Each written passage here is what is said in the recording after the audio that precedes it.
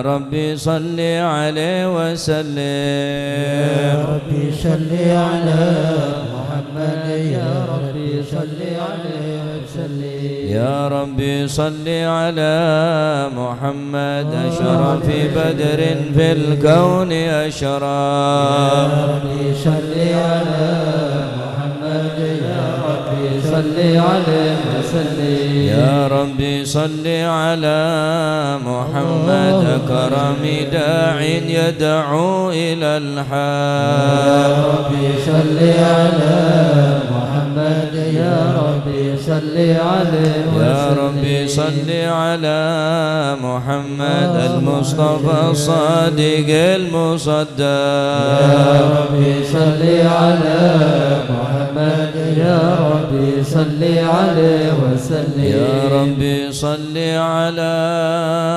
محمد أحلى الورى منطقا وصدا يا ربي صل على محمد يا ربي صل عليه وسلم يا ربي صل على محمد أفضل من بالتقى تحقق يا ربي صل على محمد يا ربي صل عليه وسلم يا ربي صل على محمد من بالسخاء والوفاء تخلى يا ربي صل على محمد يا ربي صل عليه وسلم يا ربي صل على محمد وجمع من الشمل ما تفرق يا ربي صل على محمد يا ربي صل عليه وسلم يا ربي صل على محمد وصله وسهل ما قد تعوى يا ربي صل على محمد يا ربي صل عليه وسلم يا ربي صل على محمد وافتح من الخير كل مغلى يا ربي صل على محمد يا ربي صل عليه يا ربي صل على محمد وآله ومن للحبيب يعشى يا ربي صل على محمد يا ربي صل عليه يا ربي صل على محمد ومن بحبل النبي توثى يا ربي صل على محمد يا ربي صل عليه يا ربي صل على محمد يا ربي صل عليه وسلم يا ربي صل على محمد يا ربي صل عليه وسلم اللهم صل وسلم وبارك عليه. أعوذ بالله من الشيطان الرجيم. بسم الله الرحمن الرحيم. إنا فتحنا لك فتحا مبينا ليغفر لك الله ما تقدم من ذنبك وما تأخر ويتم نعمته عليك ويهديك صراطا مستقيما وينصرك الله نصرا عزيزا. لقد جاءكم رسول من أنفسكم عزيز عليه ما عنتم حريص عليكم بالمؤمنين رؤوف رحيم. فإن تولوا فقل حسبي الله حسبي الله لا إله إلا هو عليه توكلت وهو رب العرش العظيم. يا عظيم إن الله وملائكته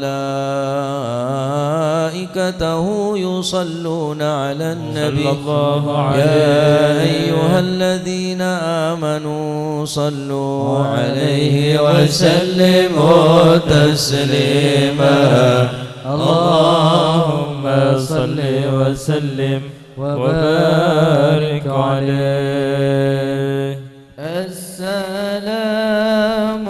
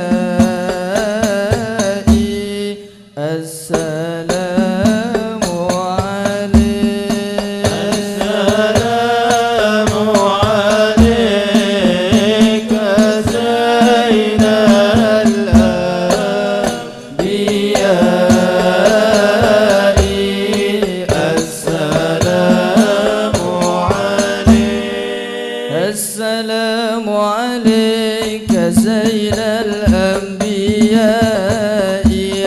السلام عليك السلام عليك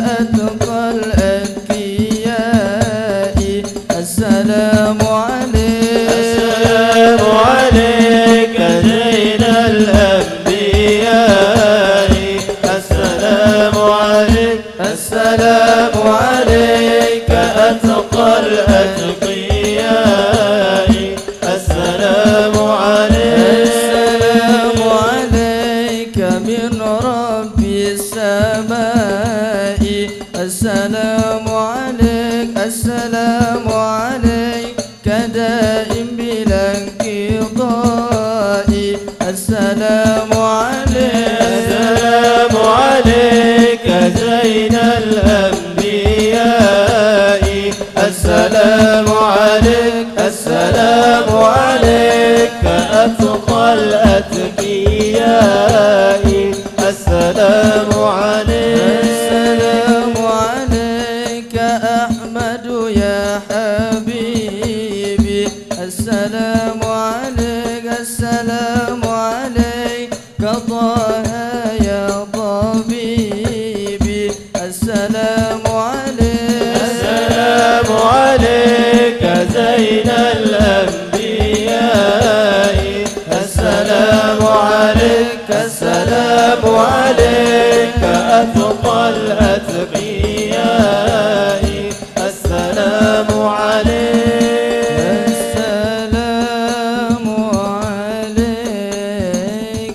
زين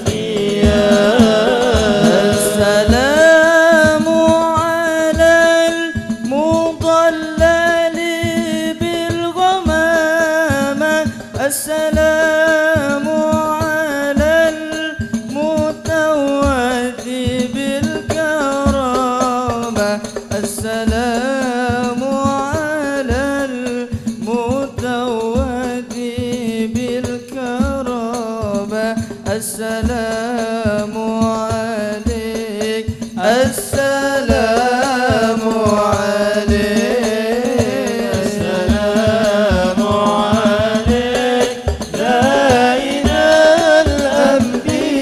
الأنبياء السلام عليك أتقى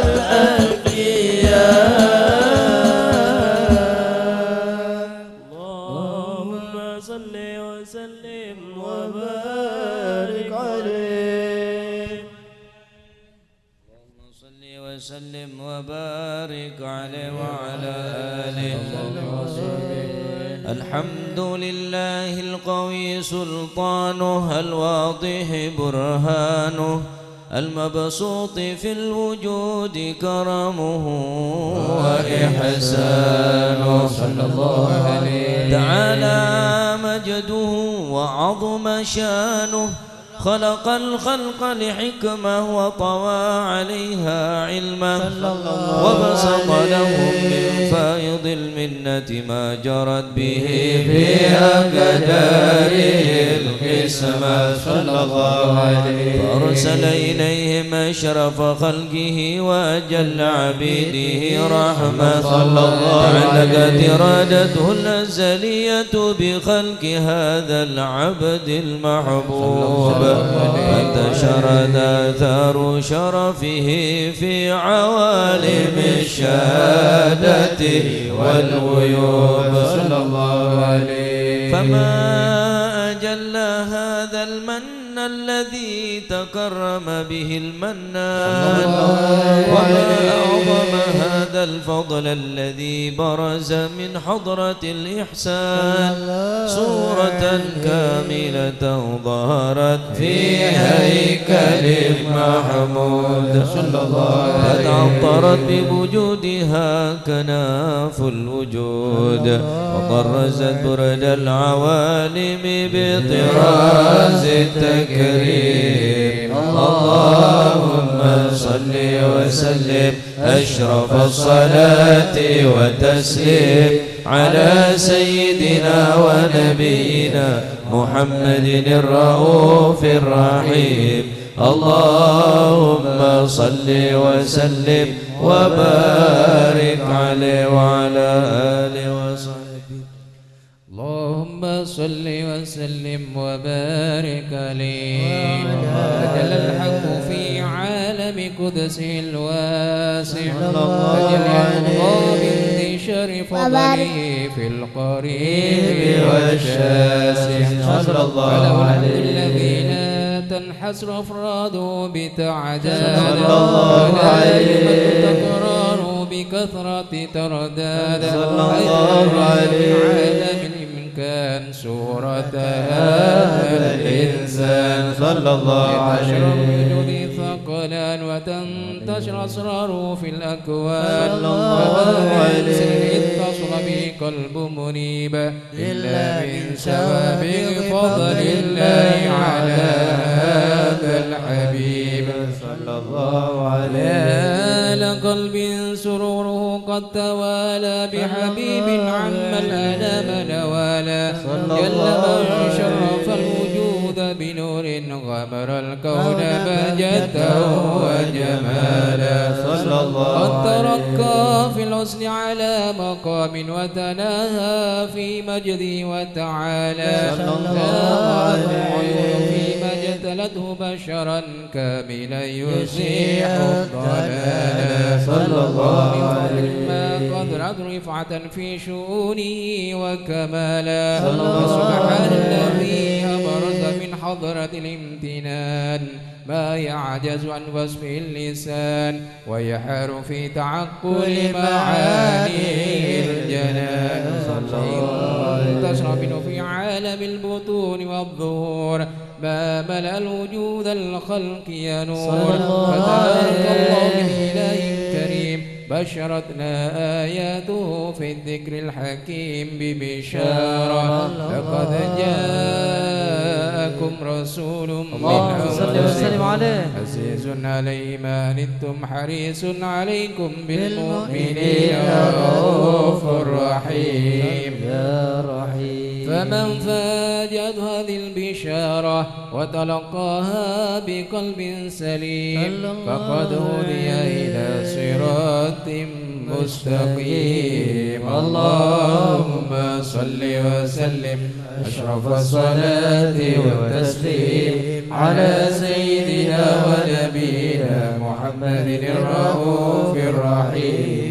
اللهم صل وسلم وبارك عليه وعلى آله. اللهم صل وسلم وبارك عليه وأشهد أن لا إله إلا الله وحده لا شريك له شهادة تعرف بها اللسان عما تضمنه الجنان من التصديق بها والإذعان صلى الله عليه. تثبت بها في الصدور من الإيمان قواعد صلى الله عليه اليقين من سر ذلك الإذعان والتصديق الشواهد صلى الله عليه. وأشهد أن سيدنا محمدا عبد الصادق في قوله وفعله والمبلغ عن الله ما أمره بتبليغه لخلقه من فرده ونفله صلى الله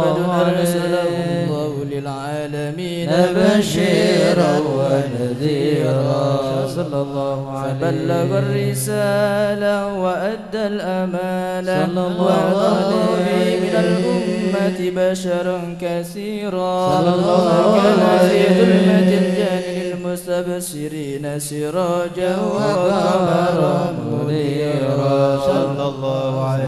فما أعظم من منة تكرم الله بها على البشر وما أوسع من نعمة انتشر سرها في البحر والبر. اللهم صل وسلم بأجل الصلوات وأجمعها وأزكى التحيات وأوسعها على هذا العبد الذي وفى بحق العبودية صلى الله عليه وبرز فيها في خلعة الكمال وقام بحق الربوبية في موادن الخدمة لله وأقبل عليه غاية الإقبال. صلاة يتصل بها روح المصلي عليه به فينبسط في قلبه نور سر تعلقي به وحبه ويكتب بها بولاية الله في حسبه وعلى آله وصحبه الذين ارتقوا صوت المجد بقربه صلى الله عليه وتفيأوا ظلال الشرف الأصلي بوده وحبه ما عطر الأكوان بنشر ذكراهم نسيم. اللهم صل وسلم أشرف الصلاة وتسليم على سيدنا ونبينا محمد الرؤوف الرحيم. اللهم صل وسلم وبارك عليه. اللهم صل وسلم وبارك عليه وعلى آله. أما بعد فلما تعلقت إرادة الله في العلم القدير بظهور أسرار التخصيص للبشر الكريم بالتقديم والتكريم نفذت القدرة الباهرة بالنعمة الواسعة والمدلة الغابرة وانطلقت التصوير في العالم المطلق الكبير عن جمال مشهود بالعين هاول لوصف الكمال المطلق والحسن التام والزين فتنقل ذلك الجمال الميمون بالأسلام الكريمة والبطون فما من سلب ضم إلا وتمت عليه من الله النعمة صلى الله عليه. وهو القمر التام الذي يتنقل ببروجه ليتشرف بموت الاستقرار وموت خروجه. وقد قضت الأقدار الأزلية بما قضت وأظهرت من سر هذا النور ما أظهرت وخصصت به من خصص صلى الله عليه. فكان مستقره في الأنصلاب الفاخرة والأرحام الشريفة الطاهرة حتى برز في عالم الشهادة بشرا لا كالبشر صلى الله عليه. ونورا حير الأبكار ظهوره وبهر فتعلقت همة الراكب لهذه الحروف بأن يركب في هذا القرطاس ما هو لديه من عجائب ذلك النور معروف صلى الله عليه. وإن كانت الألسن لن تبي بعشر معشار أوصف بذلك الموصوف صلى الله عليه. تشريقا للسامعين من خواص المؤمنين وترويحا للمتعلقين بهذا النور المبين صلى الله عليه. وإلا فأنا تعرب الأقلام عن شؤون خير الأنام ولكن الدليل تدوي لمحبة من ششرب المخلوقين وما أقربه الله به في مولده من الفضل الذي عم العالمين صلى الله عليه. وبقيت راية في الكون منشورة على مر الأيام والشهور والسنين داعي التعلق بهذه الحضرة الكريمة ولاعج التشوق إلى سمع أوصافها العظيمة ولعل الله ينفع به المتكلم والسامع ويدخلان بشفاعة هذا النبي الشافع ويتروحان بروح ذلك النعيم. اللهم صل وسلم أشرف الصلاة والتسليم على سيدنا ونبينا محمد الرؤوف الرحيم. اللهم صل وسلم وبارك عليه. يا أرحم الراحمين يا أرحم الراحمين يا أرحم الراحمين فرج على المسلمين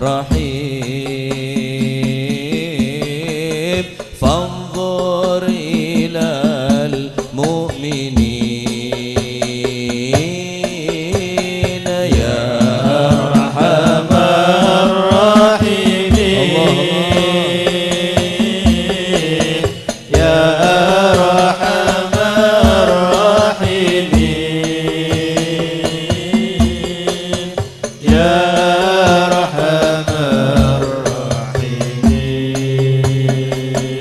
الراحمين فرج على المسلمين نظرة تزيل العنا عنا وتدني المنى منا وكل الهنا نعطاه في كل حين أسألك بجاه الجدود وليقيم الحدود فينا ويكفي الحسود ويدفع الظالمين يا أرحم الراحمين يا أرحم الراحمين يا أرحم الراحمين فرج على المسلمين يزيل للمنكر يقيم للصلوات يأمر بالصالحات محب للصالحين يا أرحم الراحمين يا أرحم الراحمين يا أرحم الراحمين فرج على المسلمين يزيح كل الحرام يقهر كل الطغم يعدل بين الأنام ويؤمن الخائفين يا أرحم الراحمين يا أرحم الراحمين يا أرحم الراحمين فرج على المسلمين رب اسقنا غيث عام نفيع مبارك دوام يدوم في كل عام على ممر السنين يا أرحم الراحمين يا أرحم الراحمين الله أرحم الراحمين فرج على المسلمين رب حينا شاكرين توفنا مسلمين نبعث من الآمنين في زمرة السابقين يا أرحم الراحمين يا أرحم الراحمين يا أرحم الراحمين فرج على المسلمين بجاه طه الرسول جد ربنا بالقبول وهب لنا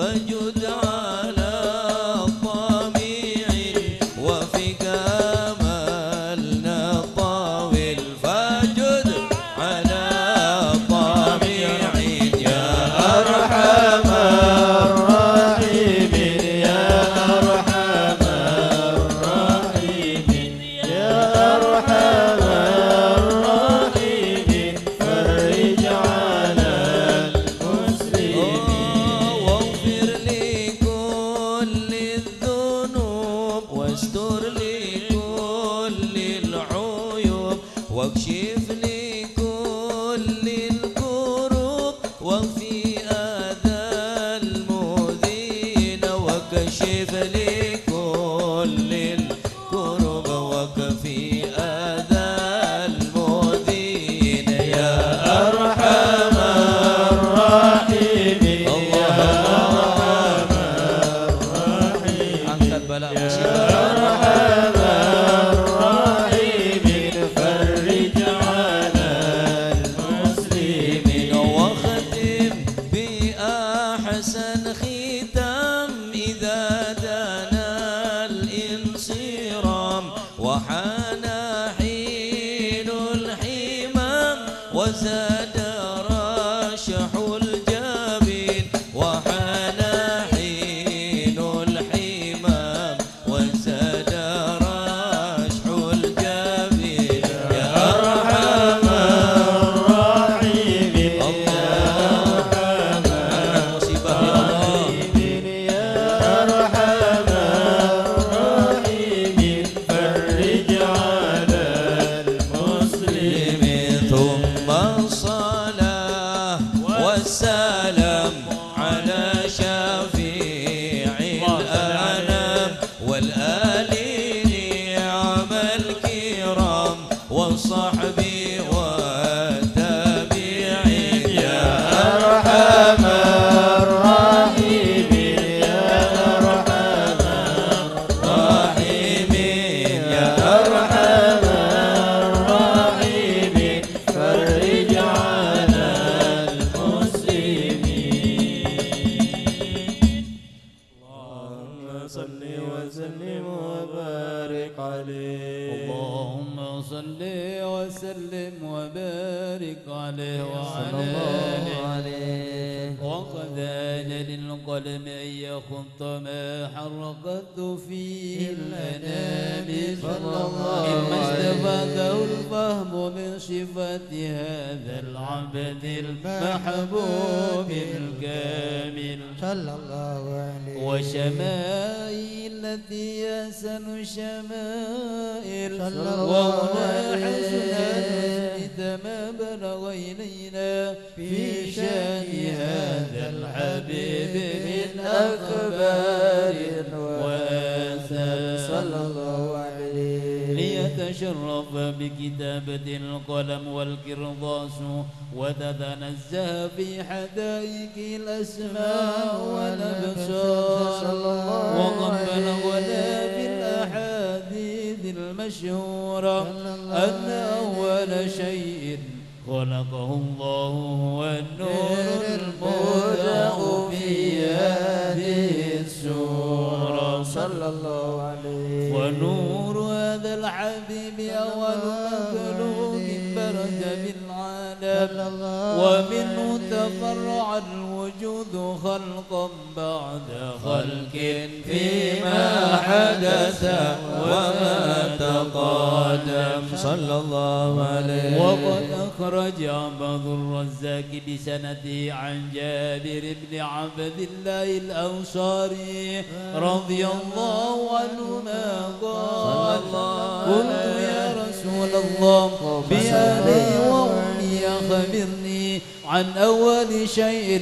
خلقه الله قبل الأشياء صلى الله عليه جابر إن الله خلق قبل الأشياء نور نبيك محمد صلى الله عليه وسلم بالنور صلى الله عليه وقد ورد من حديث أبي هريرة رضي الله عنه أنه قال قال رسول الله صلى صلى الله عليه وسلم كنت أول النبيين في الخلق وآخرهم في البعث صلى الله عليه. وقد تعددت الروايات بأنه أول الخلق وجودا وأشرفهم مولودا صلى الله عليه. كانت السعادة الأبدية لها ملاحظة خفية اختصت من شاءت من البرية بكمال الخصوصية صلى الله عليه. واستودعت هذا النور المبين أصلاب وبطون ما شرفته من العالم صلى الله عليه. هذا النور من صلب آدم ونوح وإبراهيم صلى الله عليه وسلم حتى أوصلته يد العلم القديم إلى من خصصته بالتكريم أبيه الكريم صلى الله عليه. بن عبد المطلب ذي القدر العظيم وأمي التي هي في المخاوف آمنة صلى الله السيدة الكريمة آمنة فتلقاه صلب عبد الله فألقاه إلى بطنها صلى الله عليه. وضمت أشياء بمعونة الله محافظة على حق هذه الذرات وصونها صلى الله عليه. برعاية الله كما ورد عنها حملا خفيفا لا تجد له ثقلا صلى الله عليه. ولا نشكو منه ولا من ولا عندا حتى مر الشهر بعد الشهر من حمله وقرب وقت بروزه عالم الشهادة لتنبسط على أهل هذا العالم فيوضات فضله وتنتشر فيه آثار مجده الصميم. اللهم صل وسلم أشرف الصلاة والتسليم على سيدنا ونبينا محمد الرؤوف الرحيم. اللهم صل وسلم وبارك عليه. اللهم صل وسلم وبارك عليه. ومنذ علقت به هذه الدرة المكنونة والجوهرة المسونة والكون كله يسمي ويمسي في سرور وابتهاج بقرب ظهور إشراق هذا السراج والعيون متشوفة إلى بروز متشوقة إلى التقاط جواهر كنوز صلى الله عليه. كل دابة لقريش نطقت بفصيل العباد البشارة وما من حمل حملت في ذلك العام إلا تكفي حملها بغلام من بركات وسعادة هذا الإمام صلى الله عليه. تدرك السماوات متضمعة بذر الفرح بملاقاة أشرف البرية صلى الله عليه. من عالم الخفاء إلى عالم الظهور بعد تنكره في الوجود والظهور. فتح الله في الوجود بهجة التكريم وبسط في العالم الكبير مائدة التشريف والتعظيم ببروز هذا البشر الكريم. اللهم صل وسلم أشرف الصلاة والتسليم على سيدنا ونبينا محمد الرؤوف الرحيم. اللهم صل وسلم وبارك عليه. اللهم صل وسلم وبارك عليه وعلى آله. فحين قرب عن وضع هذا الحبيب على السماوات والأرض ومن فيهن بالترحيب وامطر جود الإله على أهل الوجود تسج وألسنة الملائكة بالتبشير للعالمين نتاج سبحان الله والحمد لله ولا إله إلا الله والله أكبر سبحان الله والحمد لله ولا إله إلا الله والله أكبر سبحان الله والحمد لله ولا إله إلا الله والله أكبر والقدرة كشفت قناع هذا المستور يبرز نوره كاملا في عالم الظهور نورا فاق كل نور وأنفذ الحق حكما على من أتم الله عليه النعمة من خواص الأمة ينظر عند وضعه أمة تأنيسا لجنابها المسعود ومشاركة لها في هذا السماء الممدود أدركنا في كل سيدة مريم والسيدة آسيا وقعهم من نور العين وقسم الله له من الشرف بالقسمة الوافية متى الوقت الذي رتب الله على حضوره وجود هذا المولود فانطلق صبح الكمال من النور عن عمود وبرز الحامد المحمود مذعنا لله بالتعظيم والسجود صلى الله وسلم صلى الله على محمد صلى الله عليه وسلم اللهم صل على محمد مولانا محمد أشرق الكون ابتهاجا بوجود المصطفى أحمد ولآل الكون أنس يا رسول الله وسرور قد تجدد يا نبي سلام عليك يا رسول سلام عليك يا حبيب سلام عليك يا رسول الله صلوات الله عليك فقربوا يا أهل المثاني فهزار اليمن غرت واستضيئوا بجمال يا رسول الله فاق في الحسن تفرد يا نبي سلام عليك يا رسول سلام عليك يا حبيب سلام عليك يا رسول الله صلوات الله عليك ولنا البشرى بسعد مستمر ليس ينفد حيث أوتينا عطاء جمع الفخر المؤبد يا نبي سلام عليك يا رسول سلام عليك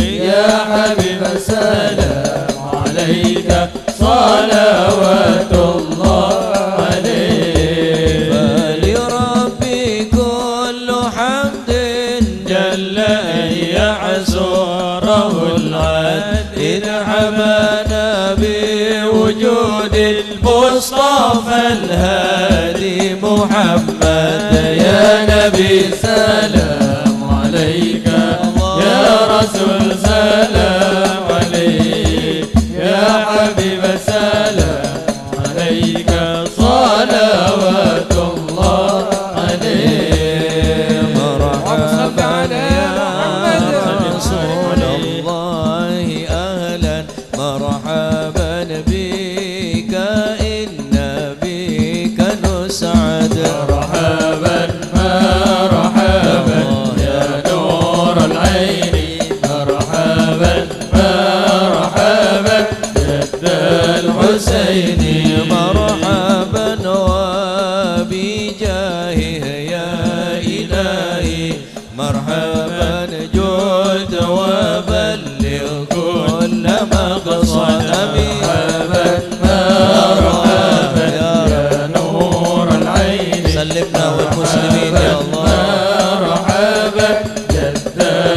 الحسين واهدنا نهج سبيل مرحبا مرحبا كي به نسعد ونرشد مرحبا مرحبا مرحبا يا نور العين مرحبا مرحبا مرحبا جد الحسين يا الله مرحبا مرحبا ربي بلغنا بجاه مرحبا مرحبا في جواره خير ما قعد مرحبا مرحبا يا نور العين مرحبا مرحبا مرحبا جد الحسين الله مرحبا مرحبا ربي فاغفر لي ذنوبي يا الله ببركة هدي محمد يا الله ربي فاغفر لي ذنوبي يا الله ببركة هدي محمد يا الله وصلاة الله تغشى يا الله شرف الرسل محمد يا الله ربي فاغفر لي ذنوبي يا الله ببركة هدي محمد يا الله وسلام مستمر يا الله كل حين يتجدد يا الله اغفر لي ذنوبي يا الله ببركة الهادي محمد يا الله اللهم صل على محمد اللهم صل وسلم وبارك عليه وعلى آله وحين برز صلى الله عليه وسلم من بطن أمه برز رافعا طرفه إلى السماء صلى الله عليه مؤميا بذلك الرفيع لأن له شرفا على مجده وسماء صلى الله عليه وكان وقت مولد سيد الكونين من الشهور شهر ربيع الأول ومن الأيام يوم الاثنين صلى الله عليه وموضع ولادته وقبره بالحرمين وقد ورد أنه صلى الله عليه وسلم ولد مختونا مكحولا مقطوع السر صلى الله عليه تولى ذلك لشرفه عند الله أيدي القدرة ومع بروز إلى هذا العالم ظهر من العجائب ما يدل على أنه أشرف المخلوقين وأفضل الحبائب صلى الله عليه وقد ورد عن عبد الرحمن بن عوف عن أم الشفاء رضي الله عنهما قالت لما ولدت آمنة رضي الله عنها رسول الله صلى الله عليه وسلم وقع على يدي فاستهل فسمعت قائلا يقول رحمك الله أو رحمك ربك صلى الله عليه قالت الشفاء فأضاد له ما بين المشرق والمغرب صلى الله حتى نظرت إلى بعض قصور الروم قالت ثم البسته وجعته فلما انشب عن غشيتني ظلمة ورعب وقشعريرة عن يميني صلى الله عليه فسمعت قائلا يقول أين ذهبت بي قال إلى المغرب أسفر ذلك عني ثم عوادني الرعب وظلمت والقشعريرة عن يساري فسمعت قائلا يقول أين ذهبت به قال إلى المشرق صلى الله عليه. قالت فلم يزل الحديث مني على بال حتى بتعثه الله فكنت من أول الناس سلاما وكم ترجمت سنة من عظيم المعجزات وباهر الآيات البينات بما يقضي بعظيم شرفي عند مولاه وأن عن عنايته في كل حين ترعاه وأنه الهادي إلى صراط مستقيم. اللهم صل وسلم أشرف الصلاة والتسليم على سيدنا ونبينا محمد الرؤوف الرحيم. اللهم صل وسلم وبارك عليه.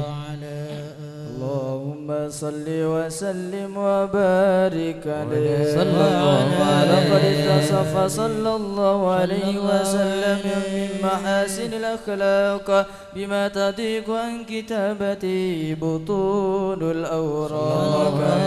كان صلى الله عليه وسلم أحسن الناس خلقا وخلقا وأولهم إلى مكارم الأخلاق سبقا صلى الله عليه. بالمؤمنين حلما ورفقا برا رؤوفا لا يأكل ولا يفعل إلا معروفا صلى الله عليه. خلق السل واللوذ المحتوي على المعنى الجسل إذا دعا المسكين وأجابه إجابة معجلة صلى الله عليه. هو الأب الشفيق الرحيم باليتيم والأرملة ومن سهولة أخلاق الهيبة القوية التي ترتعد منها فرائس الأقوياء من البرية صلى الله عليه. ومن نسل به تعطرت الطرق والمنازل وبعرف ذكري تطيبت المجالس والمحافل صلى الله عليه. صلى الله عليه وسلم جل صفات الكمالية والمنفرد في خلقي وخلقي بأشرف خصوصية فما من خلق في البرية محمود إلا وهو متلقى عن سيد الوجود صلى الله عليه. أجملت في وصف الحبيب وشأنه وله العلا في مجده ومكانه صلى الله عليه. قد تعالى مجدها أخذت على نجم سهام عنانه صلى الله عليه. وقد انبسط القلم في تدوين ما أفاد العلم من وقاع مولد النبي الكريم صلى الله وحكاية ما أكرم الله به هذا العبد المقرب من التكريم والتعظيم والخلق العظيم صلى الله عليه. أن أمسك عنة الأكلام في هذا المقام وأقرأ السلام على سيد الأنام. السلام عليك أيها النبي ورحمة الله وبركاته. السلام عليك أيها النبي ورحمة الله وبركاته. السلام عليك أيها النبي ورحمة الله وبركاته. ختمك ما يسن التقديم فعليه أفضل الصلاة والتسليم. اللهم صل وسلم أشرف الصلاة والتسليم على سيدنا ونبينا محمد الرؤوف الرحيم. اللهم صل وسلم وبارك عليه. Alhamdulillah. Jumat mangken adalah Jumat terakhir di bulan Rabiul Awal, bulan Maulid adalah Jumat terakhir. Nah, insyaallah mulai laku hari Sabtu masuk Rabiul Tsani. Insyaallah mentar muka ke pertama boleh kalaban bulan Maulid Rabiul Awal tahun sebakal datang agar supaya kita bisa menambah rasa mahabbah cinta dengan Gusti Kanjeng Nabi Muhammad sallallahu alaihi wasallam. Dikatakan oleh Al-Habib Ali Al-Habashi, majlis yang kita hadiri ini adalah majlis Maulid. Dikatakan oleh beliau, masyi majma' lil Maulid yujallil kurub dzal waqt taubatak yal 'asi idza batatub dzal waqt au batak yasharid idza bata'ub dza jama' la syakka tawfar bihi jami'udz dzunub. Kata beliau Al-Habib Al-Habashi, masyi kama majma'il maulid yujallil kurub. Tidak ada tempat atau perkumpulan seperti perkumpulan maulid yujallil kurub yang akan menghilangkan daripada segala kegelisahan dan kesumpekan. Dzal waqt taubatak yal 'asi idza batatub. Wahai orang-orang yang bermaksiat, saatnya hadir di majelis maulid. Taubatak yal 'asi idza batatub, jika engkau mengharapkan taubatmu diterima. Dzal waqt au batak yasharid idza bata'ub, hai orang-orang yang selama ini lari daripada rahmat Allah. Wahai orang-orang yang selama ini jauh daripada jalan yang dirahmat, yang diridhai oleh Allah. Dzal waqt au batak idza bata'ub, sekarang waktunya jika engkau ingin kembali ke jalan Allah. Dza jama' la syakka tufar bihi jami'udz dzunub. La syakka, tidak diragukan lagi, dzal waqt, waktu sekarang ini, maulid ini, tufar bihi jami'udz dzunub, insyaallah dosa kita akan diampuni seluruhnya oleh Allah Subhanahu wa taala. Oleh karenanya maulid nikah mun sambian sobung udzur cek sampai tak datang. Karena maulid nikah ada perkumpulan selebih istimewa yang maulidnya. Ada perkumpulan sebisa pebenyaen tusa mon orang se insyaallah niat atau pet abali ke jalan saya dal waqt nikah waktuna nikah tempatah benih tempat gaulah majelis Rasulullah sallallahu alaihi wasallam, majelis maulid untuk menghormat dekat Gusti Kanjeng Nabi sallallahu alaihi wasallam. Ikhwani rahimakumullah, karena nikah Jumat terakhir bulan Maulid perlu kita mengetahui sedikit keistimewaan dan keagungan, sedikit daripada keagungan beliau. Dikatakan lam yahtalim qattu taha mutlaqan abada wa ma tatha'ubu aslan fi mada zamani minhu dawabu falam tahrab minhu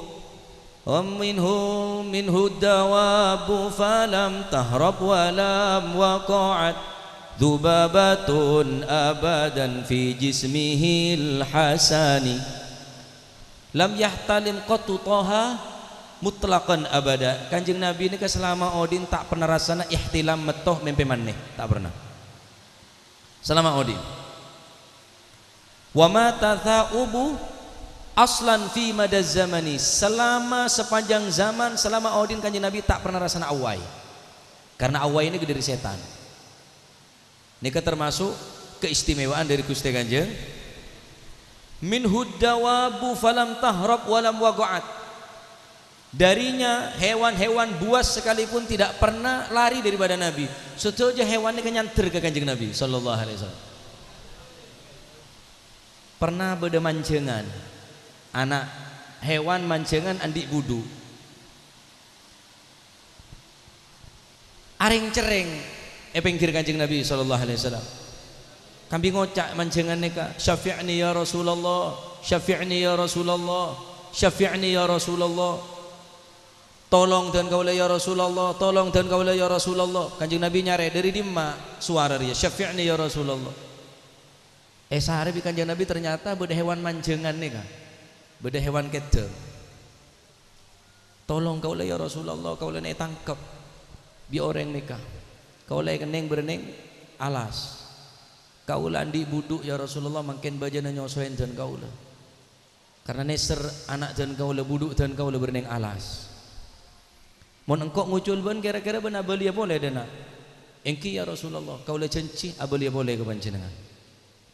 Lalu Rasulullah SAW matur dak sandi kedeng gele kaula nyontolong ke sampean lepas haki kedeng nika sopaja si kedeng nika bisa nyosoen budun sebedan yang alas. Terus darma abeli siap abeli mun tak abeli Rasulullah engkau siap jadi penanggung jawab engkau seti jaminan untuk kedeng Kanjeng Nabi jadi untuk jaminan. Mun kedeng dia tak beli apa caan mbak engkau terserah. Nika cerita nika beren kitab Irsyadul Ibad. Akhirnya col si kedeng nika. Saking diri seneng dalam riwayat lain kedeng nika jalan kambia joget. Bina jalan biasa bener. Jadi semacam apik campek, alek palek sokon. Saking seneng. Subhanallah ta'abid dateng kedeng nika. Dateng kedeng nika pas abeli boleh dak Gusti Kanjeng Nabi sallallahu alaihi wasallam. Kemudian bi orang se nangkep gele se oleh dari alas akhirnya hewan nika lepas karena Gusti Kanjeng Nabi sallallahu alaihi wasallam. Untuk hewan Kanjeng Nabi nolong. Untuk hewan Kanjeng Nabi berani tanggung jawab. Bersiap jadi jaminan. Napa boleh ada umat tah? Keng sayang umat tah seperhitungan da Gusti Kanjeng Nabi sallallahu alaihi wasallam. La ilaha illallah. Kanjeng Nabi selama audin ni tak pernah rasana lam taqa dzubabatun fi jismihil hasani. Selama audin Kanjeng Nabi tak pernah rasana eta engke ilala. Selama audin tak pernah entar ilala. Benih manusia biasa Kanjeng Nabi ini kah? Mak mangken bedoreng ngocak Kanjeng Nabi manusia biasa, jangan terlalu menyanjung Kanjeng Nabi, jangan terlalu memuji Kanjeng Nabi. Leder masih. Di mana beda manusia aneka? Selama Odin tak pernah awai, selama Odin tak pernah rasana yentaren lala, selama Odin kak dinto hewan-hewan ada seburu. Karena betaka hewan ni kasih dintako. Mesti buru. Bi khalfihi ka amamin ru'yatin thabatat bi khalfihi ka amami ru'yatin thabatat wala yara aqra bawlin minhu fil alani wa qalbuhu lam yanam wal ainu qad na'isat wala yura dhilluhu fi syamsi dhufitani. Selama Odin Kanjeng Nabi ini kemun aqdil hajah tak pernah rasana ekeding bau lasing, tak pernah rasana membekas bau tak nyaman. Bahkan dalam riwayat Kanjeng Nabi ini kemun aqdil hajah bumi ini mekar, mia, bela. Bila pun mare atau tupole. Bahkan sahabat menyaksikan bekas tempat Kanjeng Nabi qadil hajah ini kok ruk luar biasa baunya. Manusia biasa kah? Lah. Ada manusia enggak nikah. Wa qalbuhu lam yanam. Aten Kanjeng Nabi tak pernah tedung wal ainu qad na'isat walaupun merepatan ni kemedem.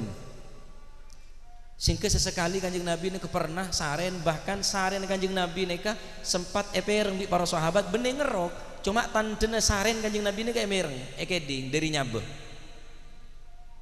Kanjeng Nabi ni pulas sarena. Dateng bekto adzan Kanjeng Nabi langsung sholat. Eta kurbi sahabat. Bukankah engkau tertidur pulas ya Rasulullah? Nah, tetapi tang ate tak pernah tedu.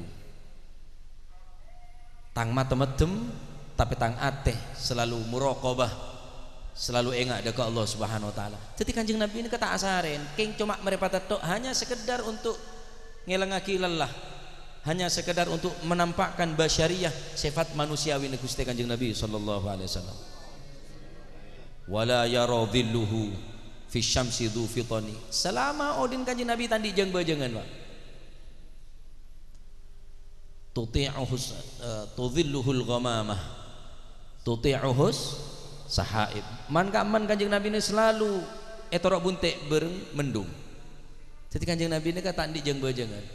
Beda dua versi, beda sya'adabu karena pacet tertutup kelaban awan sehingga hari kela tak bengal mana sih ke Kanjeng Nabi bersadabu sinar Kanjeng Nabi cahaya Kanjeng Nabi lebih kuat daripada cahaya are sehingga arena kalah sallallahu alaihi wasallam sehingga Syekh Abdurrahman Adibaydabu anta syamsun anta badrun Kanjeng Nabi ini ke matahari sallallahu alaihi wasallam. Manusia biasa kah? La ya ikhwani benih manusia biasa Kanjeng Nabi. Cuma sahabat ni kesaking takzim mah, sahabat ni kesaking takzim ke Kanjeng Nabi, walaupun Kanjeng Nabi ni kada jeung bejeungna. Teti cek semongko ni ke jeung bejeungan ni ke dari timur, Kanjeng Nabi bade kanto otomatis jeung bejeungan ari bade timur jeung bejeungan bade bare. Sahabat ni tak kelem nang budi lurus Kanjeng Nabi, takok ni teu jeung bejeungna Kanjeng Nabi, padahal ada jeung bejeungna. Seandainya jeung bejeungan ni ke sebelah kiri, maka sahabat nenengkir sebelah kanan, tak kelem netek jeung bejeungna walaupun ada jeung bejeungna. Karena bekas sokona Kanjeng Nabi pun emul ja'aki qadamahu qabbalahumal ba'ir, ontah pun nyium mengambil barakah daripada lampetah sokona Gusti Kanjeng Nabi sallallahu alaihi wasallam. Bener manusia biasa. Nyanjunga kata apa kulo sampean ke Kanjeng Nabi? Alhamdulillah Rabbil Alamin. Allahumma salli wa sallim ala Sayyidina Muhammadin fil awwalin. Allahumma salli wa sallim ala Sayyidina Muhammadin fil akhirin. Allahumma salli wa sallim ala Sayyidina Muhammadin fi kulli waqtin wa hin. Allahumma salli wa sallim ala Sayyidina Muhammadin fil mala'il a'la ila yaumiddin. Allahumma salli wa sallim ala Sayyidina Muhammadin wa ala alihi وصحبه أجمعين. ولما ندم الفكر من دراري الأوصاف المحمدية وجودا توجهت إلى الله متوسلا بسيدي وحبيبي محمد صلى الله عليه وسلم أن يجعل سعي فيه مشكورا وفعلي فيه محمودا وأن يكتب أملي في الأعمال المقبولة وتوجهي في توجهات الخالصة والصلات الموصولة. اللهم يا من إليه تتوجه الآمال فتعود ضافرا وعلى باب عزته تحت الرحال فتشاها منه الفيوضات الغامرة. نتوجه إليك بأشرف الوسائل لديك سيد المرسلين عبدك الصادق الأمين سيدنا محمد الذي عمت رسالته العالمين. أن تصلي وتسلم على تلك الذات الكاملة مستودع أمانتك وحفيظ سرك وحامل راية دعوتك الشاملة الأب الأكبر المحبوب لك والمحسس بالشرف الأفخار في كل موطن من مواطن القرب ومدهار. قاسم إمدادك في عبادك وساقك وشير سادك لأهل ودادك. سيد الكونين وأشرف الثقلين العبد المحبوب الخالص المخصوص منك بأجل خصائص. اللهم صل وسلم عليه وعلى آله وأصحابه وأهل حضرة اقترابه من أحبابه. اللهم إنا نقدم إليك جاه هذا النبي الكريم ونتوسل إليك بشرف مقامه العظيم أن تلاحظنا في حركاتنا وسكناتنا بعين عنايتك وأن تحفظنا في جميع أدوارنا وتقلباتنا بجميل رعايتك وحسين وقايتك وأن تبلغنا من شرف القرب إليك وإلى هذا الحبيب غاية آمالنا وتتقبل منا ما تحركنا فيه من نياتنا وأعمالنا وتجعلنا في حضرة هذا الحبيب من الحاضرين وفي طرائق اتباعه من السالكين ولحقك وحقه من المعدين ولأهدك من الحافظين. اللهم إنا لنا أدمان في رحمتك الخاصة فلا تحرمنا ودنونا جميلة هي وسيلتنا إليك فلا تخيبنا.